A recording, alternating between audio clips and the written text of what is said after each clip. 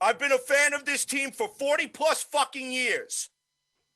I have never in my entire life, other than the times that Rich Kotite was coaching this fucking franchise, feel the same way that I do right now. I need my therapy dog.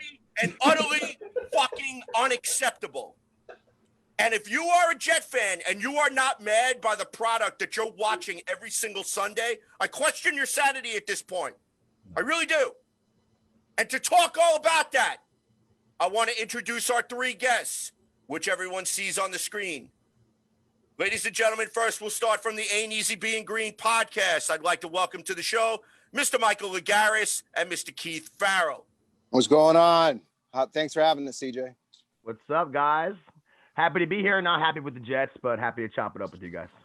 And another interesting addition to tonight's podcast, also from the Worldwide Sports Radio Network, Mr. Joshua Silverberg. Josh, how are you tonight?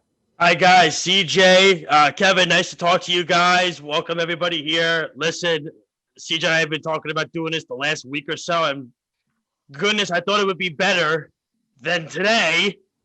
But they somehow managed to make it worse than before.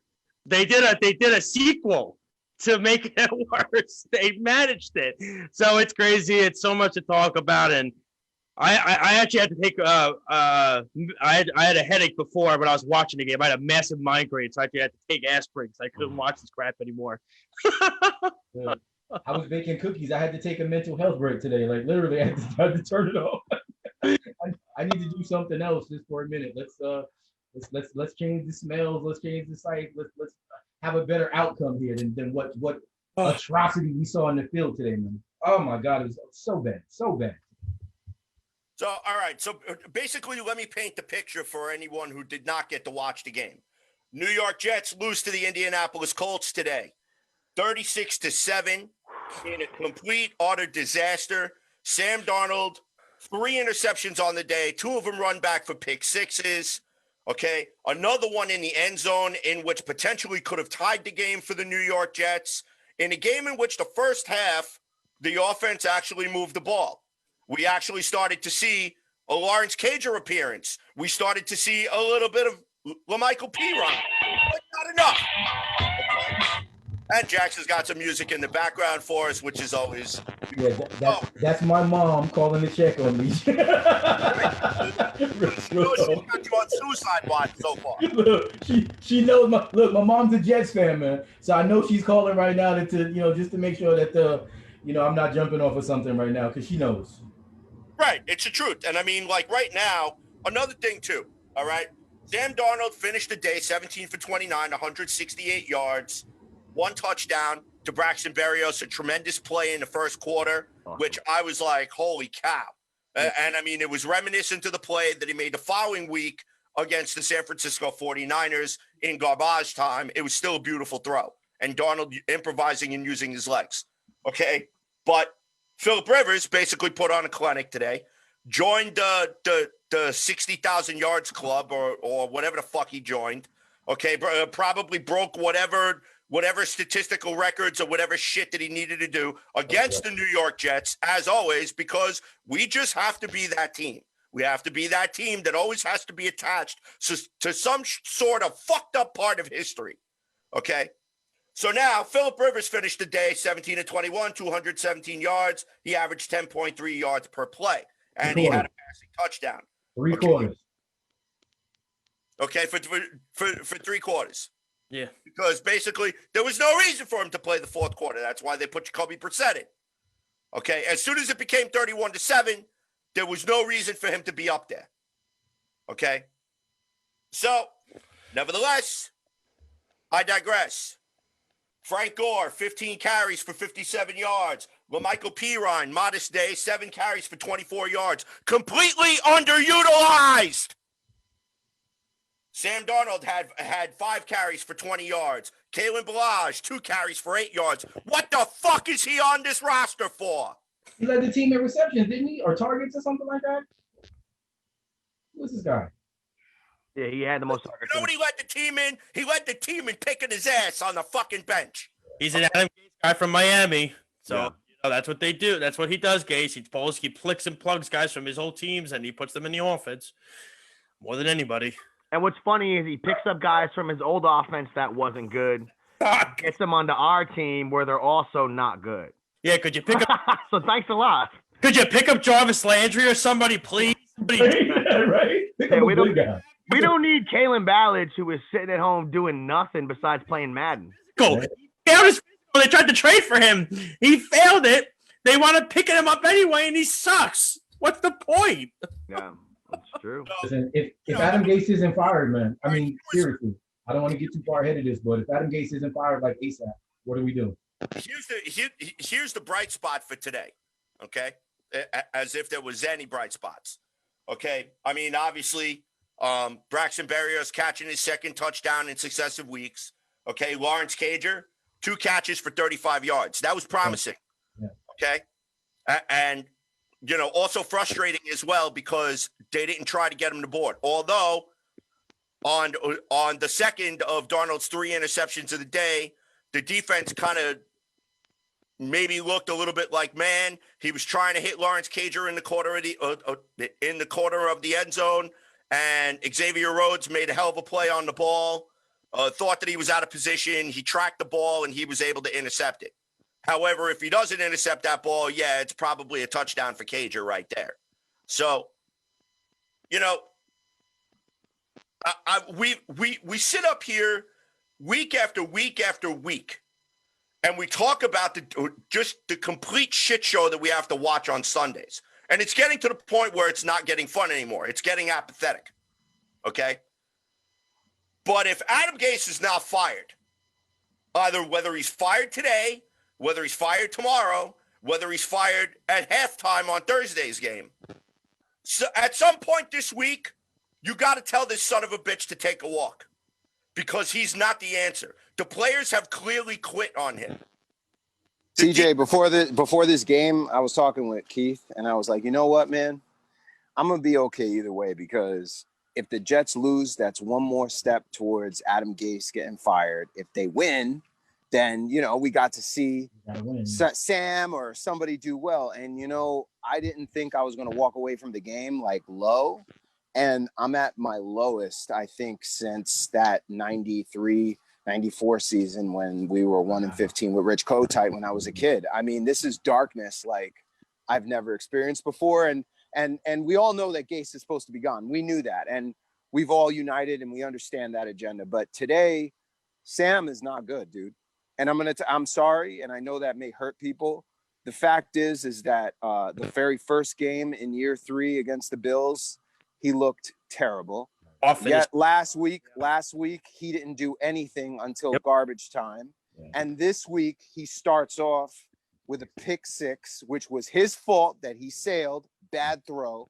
Then he goes down for a touchdown run, which looked great. And I texted Keith and I said, this is the quarterback that I've been waiting for. He was running when he needed to. He threw the ball away. He looked great on that drive. That's the Sam Darnold that I expect to see, right? And then after that, move the ball down again.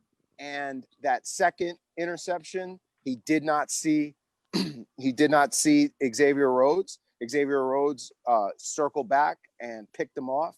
That was Sam's fault, and that's a killer for those red zone interceptions, which he had a problem with last year. And then that last pick 6 was miscommunication with Berrios, who was going inside, sailed it. Pick 6, all 3 on him, all 3 bad decisions. And a quarterback like him, the 3rd pick in the draft, after 3 years, I understand he's only 23 years old. I understand he's the 2nd youngest starting quarterback in the league right now, or now 3rd with Herbert starting. I understand all those things, but I'm at a point now where I'm just like, you know, I'm not writing the whole ship in, but right now I feel terrible because I feel like this is why Joe Douglas didn't invest in a lot of assets in this year, because he pretty much just said, okay, let them play and we'll let whatever bubbles to the top, we'll rebuild around that. And it's clear to me that Sam wasn't guaranteed for him because he wanted to see what the deal is. He would have got receivers if he knew that this is the quarterback I want. he would have never let him throw him out there to the Lions like he is right now. And I'm telling you right now, he's coming through with a steam shovel, and he's going to rip the entire foundation up and plant something brand new, and you can see it happening in front of your eyes. Yeah, in the game, man, with Sam, if you're going to throw an interception in the red zone and you're going to throw 2 pick sixes, that's 21 points right there, man, potentially, especially where we were. And, you know, where he's at in his career, like none of us are fans of Gase. Gase is a bum. Gase calls a horrible offense. That's all true. Today, this is on Sam. And, I don't think he played that well today, even in spite of maybe a game plan that wasn't amazing. They were able to move the ball a little bit on the ground when it came to the air game. Some passes, you know what Sam's like, guys? That touchdown pass he threw. The way he evaded the rush, he almost got tackled 3 times, right? Then he nails that pass, and you're like, oh, my God. Those plays are the plays that keep us all hoping, I think, in Sam, when you see a play like that. Because in the same exact game, he has 3 other passes, besides other guys he missed that were open. Put those aside. Those 3 interceptions, you're like, it's like a relationship where someone always constantly does just enough to keep you in it with them. And then you go to work, you're like, damn, they're not that good for me. What did I get fooled into? And they keep doing just enough. And I don't think anymore Sam's even doing just enough. That's what I'm saying. I think now you got to look at it where, yeah, it's Gase, but also all the best quarterbacks of all time. Some of them have been in adverse situations as well. The really good quarterbacks figure out a way to overcome it, and he hasn't been able to do that yet with the Jets, you know? I look at it this way, and I agree with the first points that were made in the sense of Joe Douglas came here, right? He has no affiliation with Sam Darnold because he didn't pick Sam Darnold. Okay, he did not. He invested, he invested in him, but he didn't pick him.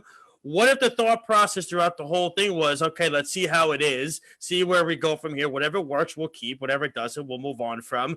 I mean, what if maybe this whole time Joe Douglas did think in his head, oh, what if we're so bad? Maybe Trevor Lawrence will be there for us.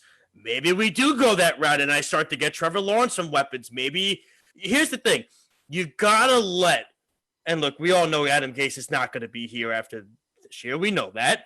Whether it's Eric Bieniemy or it's somebody else, you have to let the new head coach pick which route he wants to go. Does he want to go route A?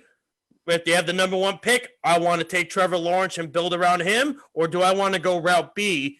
I want to work with Sam Darnold because I can make him better. We could trade that draft pick, get a lot of assets to build around him. Because look, Eric Bieniemy's quarterback right now in Kansas City is what?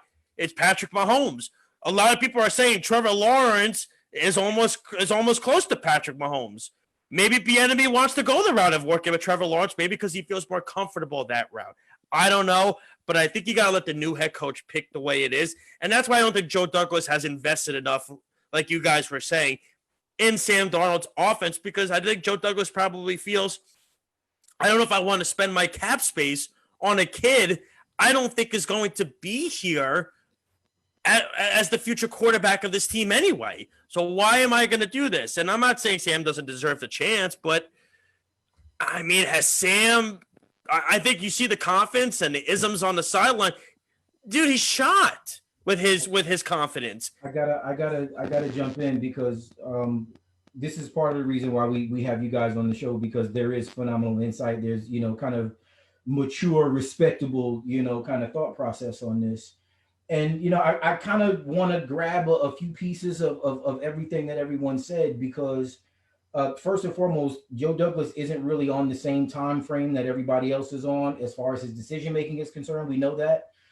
We also know that while Adam Gase may have been part of the reason why he's actually here, I don't necessarily agree with the fact that Joe Douglas is so tied to Adam Gase. I agree that, it is a non-starter for him to be gone. I personally think that if Joe Douglas is at all worth his salt, he's been banging the table for Chris Johnson to say, look, this guy, as much as I like him, as much as he's a cool guy, as much as he interviews well, because you obviously were fooled by him as well, he's not the guy.